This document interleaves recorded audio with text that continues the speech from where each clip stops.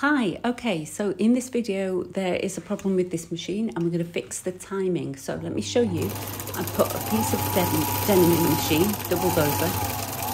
Already you can see I've skipped a stitch there, and as we approach further down the fabric you can see a lot more skip stitches. So don't assume that the machine's okay straight away. Always do a good length of sewing. You can see the zig and the zag isn't, the swing of the needle isn't picking up the bobbin thread. So we're going to turn the machine around and we've got access now to the screw that holds the needle bar. This screw here, we're going to just tweak it, just a quarter of a turn, and that's enough, you can see now, to loosen that needle shaft, that bar.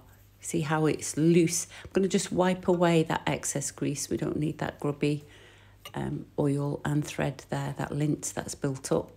Okay, so assessing the height of the tip of a needle. So always put a new needle in when you do this, a brand new needle in. That needle tip has to be about 1 centimetre off the needle bed.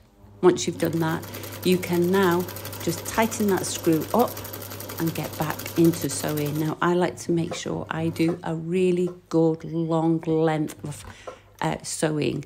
So I'll just use this square cloth and just go round and round. Just keep sewing that round. There we go.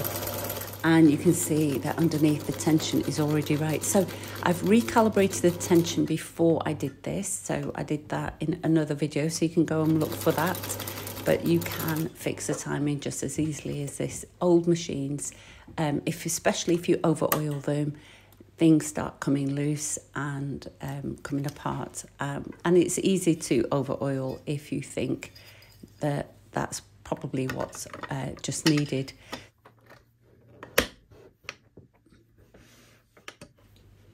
So now just put the machine back together. I'm going to leave the video running just to show you how to put the machine together. And if you do have this model, you can work backwards and take the machine apart, just working backwards from the rest of this video.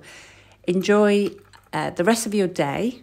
Hopefully you will be able to fix your machine for yourself and get back to your regular sewing. In the meantime, enjoy mittens watching me put the machine back together. Have a great day. Don't forget to comment below, like the video. Please do subscribe. It helps the channel grow. And I look forward to seeing you in the next video. Take care.